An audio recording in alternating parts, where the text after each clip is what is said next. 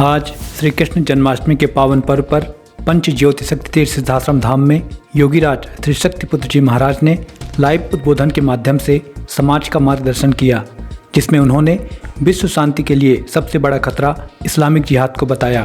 साथ ही कहा कि देश में जिहादी मानसिकता का समर्थन करने वालों को राज सत्ताओं का संरक्षण मिलना दुर्भाग्यपूर्ण है। इस बात को कहने में मुझे कोई आपत्ति नहीं कि इस्लाम धर्म ही आज पूरे विश्व की अशांति का मूल कारण बना हुआ है। आतंकवाद जिहाद के नाम पर उन्होंने इस्लाम धर्म को बदनाम करके रख दिया है।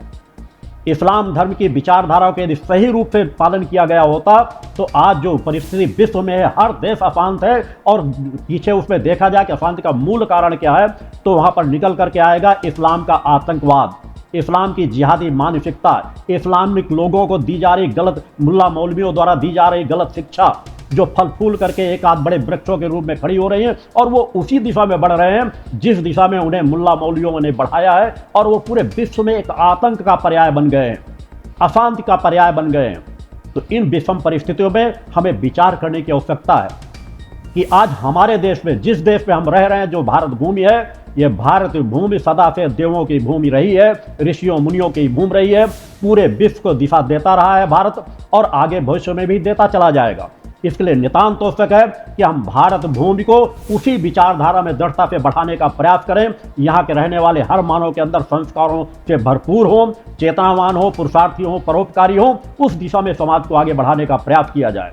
कोई भी देश तभी सुरक्षित रहता है जब हम वहाँ की सुरक्षा व्यवस्था को बहुत अच्छी व्यवस्थित तरीके से, चाहे राज सत्ताएं हो, चाहे लोकतंत्र में हो, अगर राज्य सरकारें, केंद्र सरकारें पूरी तरह से सुरक्षा व्यवस्था को अच्छी व्यवस्थित तरीके से नहीं व्यवस्थित कर पा रही तो निश्चित रूप से एक न एक दिन उस राष्ट्र में संकट अवश्य आता है। हम अपने आसपास के अनेकों राष्ट्रों में, छोटे छोटे जो राष्ट्र थे, उनमें आज किस प्रकार के आंदोलन हो रहे हैं, किस तरह वहाँ सत्ता परिवर्तन किए जा रहे हैं, उसको हम खुली आंखों से देख सकते हैं। और सभी क्षेत्रों में जिहाद उनके पीछे मूल कारण बना हुआ है।